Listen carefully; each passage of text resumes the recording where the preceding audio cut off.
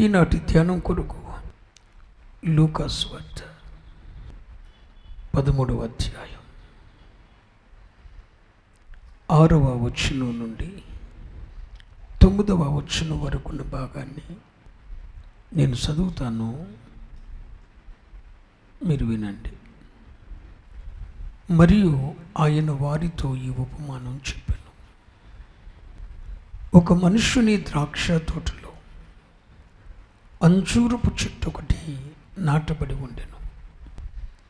ఒక మనుష్యుని ద్రాక్ష తోటలో అంజూరపు చెట్టు ఒకటి నాటబడి ఉండెను. అతడు దాని పండ్లు వెదకవచ్చినప్పుడు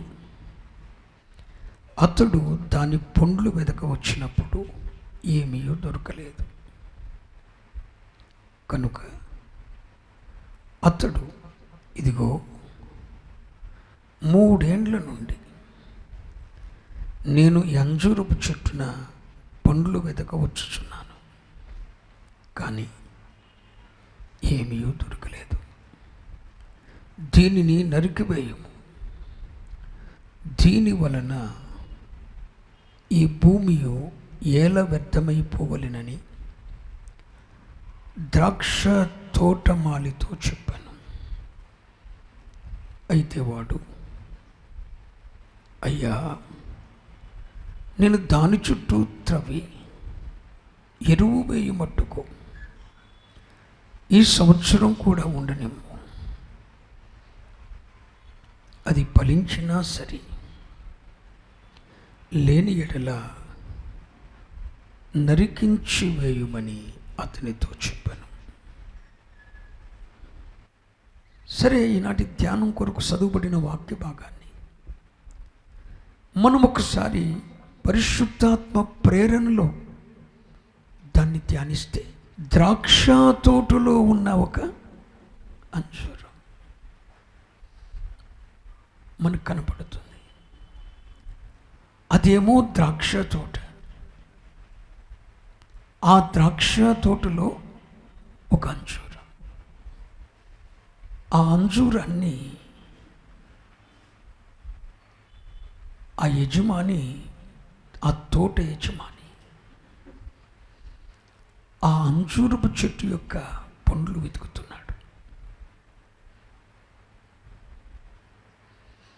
3 ఏండ్ల నుండి, 1 సంవత్సరం కాదు, 2 సంవత్సరాలు కాదు, 3 ఏండ్ల నుండి వెతుకుతున్నాడు. కానీ ఏమీ దొరకలేదు. అంటే తోట యజమాని పండ్లు వెతుకుతున్నాడు అంటే దానికి ఫలించే వయసు వచ్చింది అని అర్థం. కాపు కాసే వయసు వచ్చింది అని అర్థం. దాని కాపు కాసే వయసు వచ్చిన తర్వాత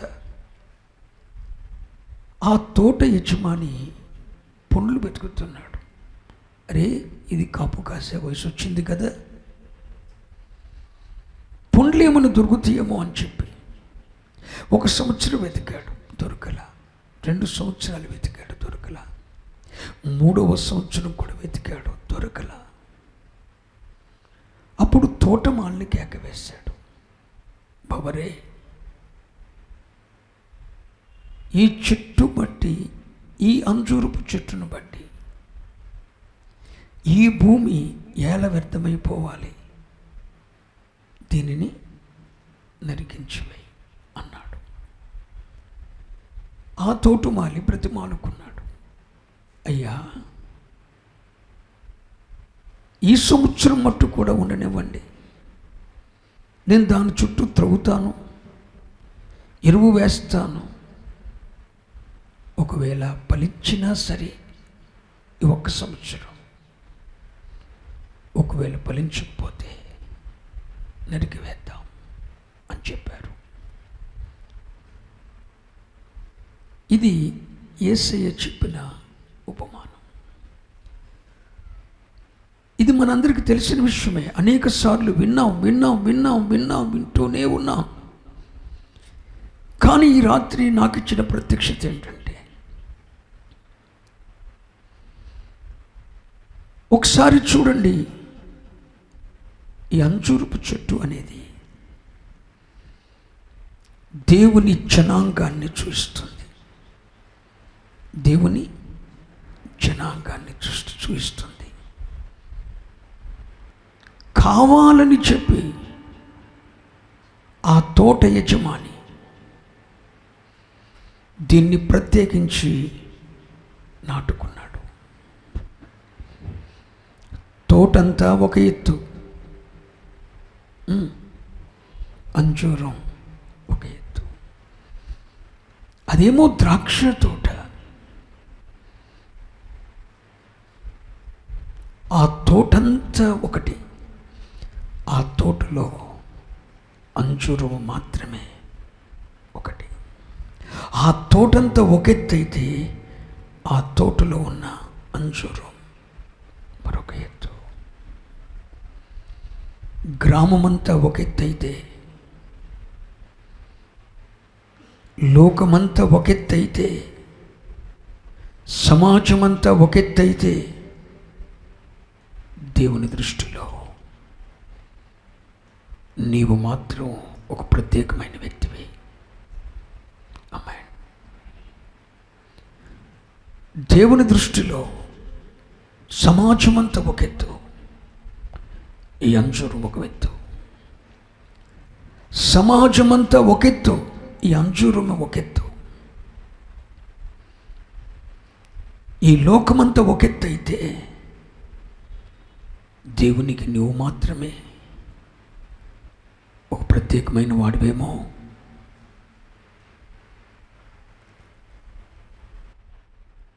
నీ వర్గమంతా, నీ కులమంతా, నీ మతమంతా, నీ వర్గమంతా, నీ ప్రాంతమంతా, నీ గ్రామమంతా ఒకెత్తైతే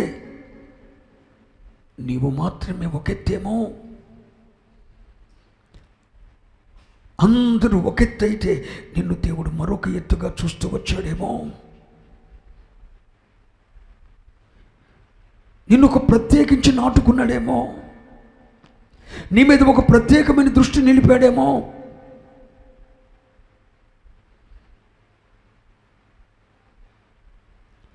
నీకు ప్రత్యేకమైన ఒక స్థలాన్ని కేటాయించాడేమో.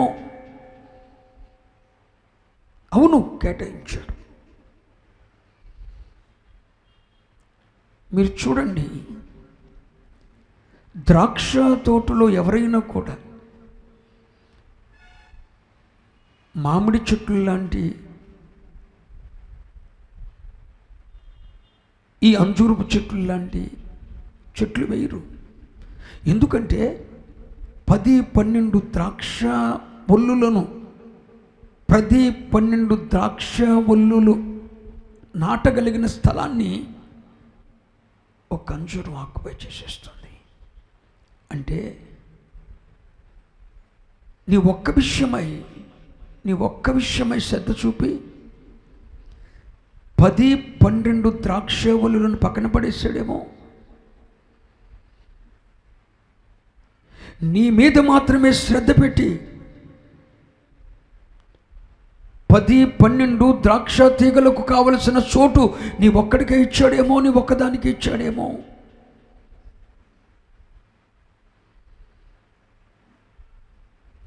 ఈ ఒక్క అంజూరాన్ని దేవుడు వద్దనుకుంటే, ఆ తోట యజమాని ఈ ఒక్క అంజూరం వద్దనుకుంటే 10-12 ద్రాక్ష తీగలు మరలా అక్కడ నాటవచ్చు. కాదు, 10-12 ద్రాక్ష తీగలు నాటగలిగిన స్థలాన్ని ఒక్క అంజూరానికి దేవుడు కేటాయించాడు. ద్రాక్ష తోట ఎంత ఒకెత్తైతే అంజూరం మాత్రమే ఒకెత్తుగా ఉంది.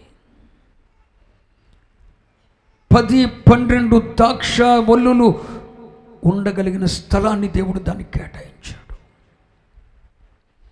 నేను అంటాను, ఒక ప్రత్యేకమైన దృష్టి ఆ తోట యజమానికి ఈ ద్రాక్ష చెట్టు, ఈ అంజూరపు చెట్టు మీద ఉంది. ఒక ప్రత్యేకమైన శ్రద్ధ, ఒక ప్రత్యేకమైన దృష్టి. లేకపోతే 10-12 ద్రాక్ష ఒల్లులు తీసివేసి నాటడం మానేసి దానికి ఎంత స్థానం కేటాయించాడు. సమాజం అంతటిని ఒక ఎత్తుగా, నిన్ను మాత్రమే మరొక ఎత్తుగా తోట యజమాని చూస్తున్నాడేమో. నీ గ్రామం అంతటిని ఒక ఎత్తుగా, నిన్ను మాత్రమే ఒక ఎత్తుగా దేవుడు చూస్తున్నాడేమో. దైవజనులందరినీ ఒక ఎత్తుగా, నిన్ను మాత్రమే మరొక ఎత్తుగా దేవుడు చూస్తున్నాడేమో. నీ వారందరినీ ఒక ఎత్తుగా, నిన్ను మాత్రమే ఒక ఎత్తుగా దేవుడు చూస్తున్నాడేమో.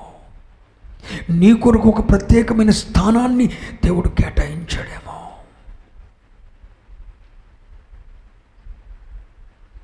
ఎప్పుడైనా నువ్వు ప్రభుని అడిగావా, ప్రభువా 10-12 ద్రాక్ష వల్లులు ఉండగలిగిన స్థలాన్ని నాకు మాత్రమే ఎందుకు కేటాయించావు? ఈ గొప్ప స్థానాన్ని నువ్వు నాకు ఎందుకు ఇచ్చావు? అసలు ఇది ద్రాక్ష తోట కదా నాయన, ద్రాక్ష తోటలో నాకు ఎందుకు స్థానం ఇచ్చావు? ద్రాక్ష తోట అంటే యెషయా గ్రంథంలో ప్రభువు చెప్పాడు, అది ఆయనకు ఇష్టమైన వనమట.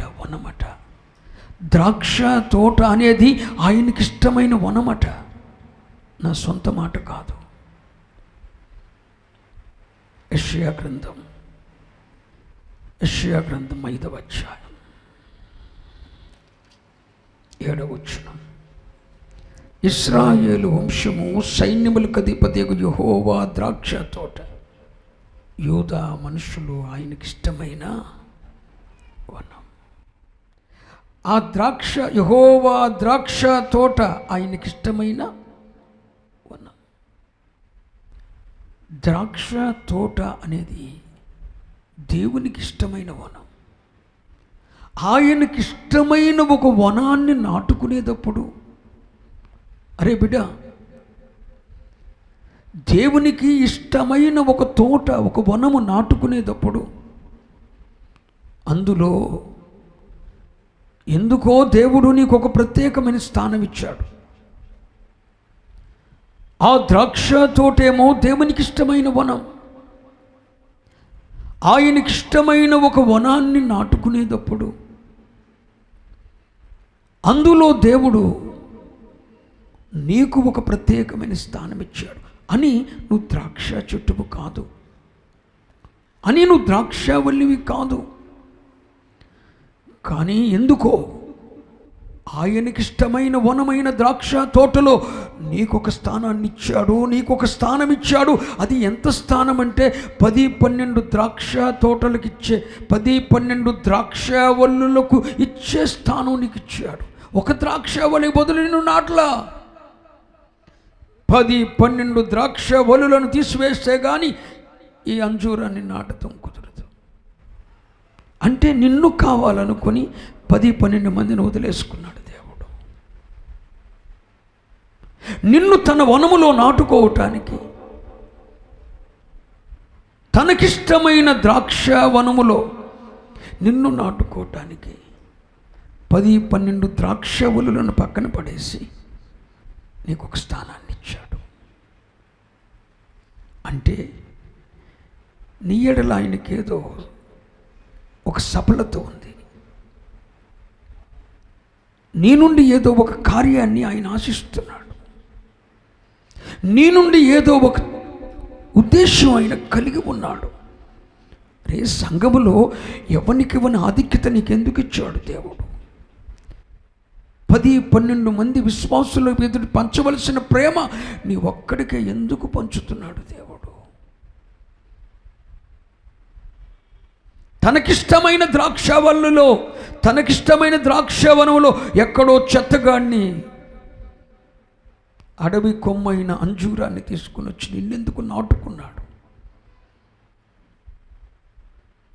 నువ్వు నాటబడితే నువ్వు 10-12 ద్రాక్షవల్లులో పెట్టే స్థలాన్ని ఆక్యుపై చేస్తావని దేవునికి తెలుసు.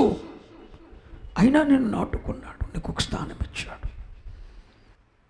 అంజూరం, ఈ ద్రాక్ష తోటలో ఉన్న అంజూరం తన కోసం తాను బ్రతికింది తప్ప